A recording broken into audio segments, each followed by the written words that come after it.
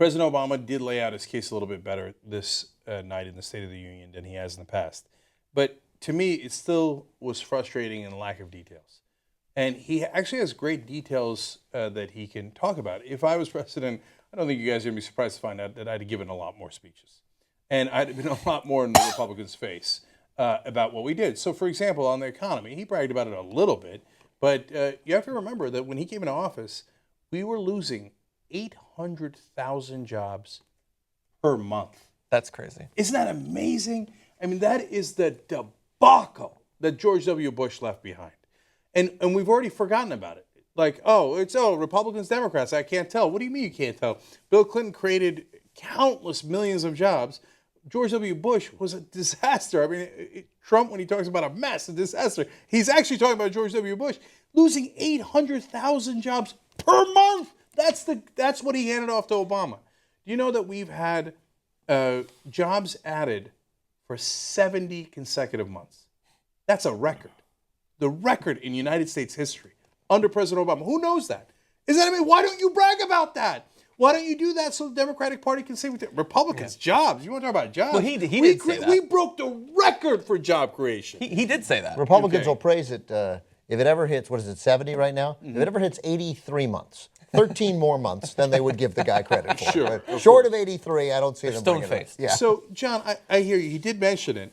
I just want him to be more specific, and I wish he had done it all along, throughout. Yeah. So people go, well, I mean, look, every time Trump says it's a mess. On the other hand, we have had 70 months in a row job growth. That's pretty good, right? Now, the deficit. Again, Bill Clinton hands off a giant surplus. We forget. We had a surplus. Yeah. And President Bush destroyed it, pulverized the surplus, hands off a $1.2 trillion deficit per year to President Obama. President Obama added a little bit to the deficit because he did the Economic Recovery Act, right, in the beginning to stimulate the economy. By the way, that worked, right? And then, you know what happened to deficits? They've been heading straight down. Now, we haven't gotten rid of them entirely because we had a $1.2 trillion deficit to start with, right, per year. Yeah. So now, in part because the Bush tax cuts were so outrageous that now, because of this peculiar system we're in, you can't say, I'm going to raise taxes 9% on people just to get back to this normal place we were. Yeah. And now we have, in terms of the deficit, the lowest we have been since 2008 per GDP. Okay, so how's the economy doing, and how large is the deficit compared to the economy, right? And we've now gotten to the point where the deficit compared to the economy is at its lowest point since 2008. So like I said, it's been dropping the whole time as a percentage of the economy. That's great news, right? So one more thing, and we can go all night, right? But on healthcare. So we did Obamacare, Affordable Care Act. Now it's got its problems. It's got the pricing issues that we told you it was going to have when we were, criticizing it from the left. Turns out we were right about that. The criticism from the right was, it'll never work. Oh, the website doesn't work. That wound up being a huge problem, right? Yeah. It was irrelevant. It was a blip, right? So instead, what happened was, share of the population that was uninsured before Affordable Care Act had spiked around 2008, 2009 at 18.2%. Nearly 1/5 of the country was not insured. Of non-elderly. Of non-elderly people. Elderly people are insured because of Medicare. They're all insured. Wouldn't that be lovely if that was true for the whole country? So now that's also, of course, another very progressive policy. That Bernie's pushing for. 18.2. Now, I hear that because Obamacare was going to destroy health care. The economy. And the economy. Now, weird, the economy seems to be doing much, much better. Weird. Right? But I'm sure that the number of people who are uninsured went up, right? Of course. So right now, the number of uninsured, non-elderly uninsured Americans is down all the way to 10.5%. Okay, from 18.2% of the country uninsured and screwed the minute they get sick to 10.5%. 10.5%, by the way, lowest on record for the United States of America. And it will continue to go down as more and more people either stop getting the penalty for it and start recognizing that they have to get involved in the system. And maybe it'll go down even more because, like with Social Security, the critical thing about passing this bill, even with the mistakes, even with the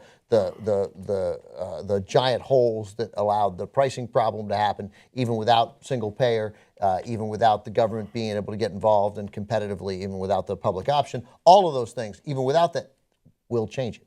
We'll fix it. If we ever get an actual progressive Congress in with a progressive, they'll change it. They'll make those changes and they'll just do it, and then it'll be fine, and that'll be that. You know all these great accomplishments that Cenk is touting about the Democratic administration over the last 7 years. I mean, we had just as good a list after George Bush got out of office, and just as good a. Ronald Reagan could have said the same thing. We have the highest number of mentally ill people that we put into non-houses. So when you make the case is obvious.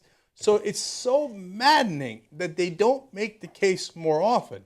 So, and if you watch the Young Turks a long time, I don't think President Obama's a great president. I think he had an opportunity to be great. I think that he blew it by going for small change, right? But is he a good president for what he tried? He didn't try for big change, not changing the system. The donors are still in charge.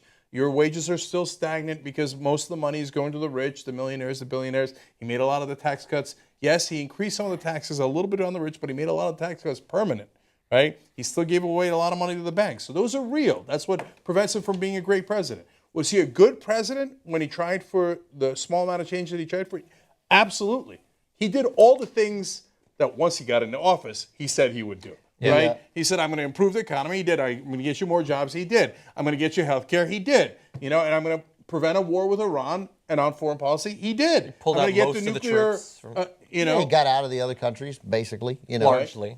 Yeah, it's a little bit more mixed. I hear you. But, hey, Iran's not going to develop a nuclear weapon. They didn't, right? So if you're looking at that list and then you're comparing it to Republicans, biggest no-brainer you've ever seen.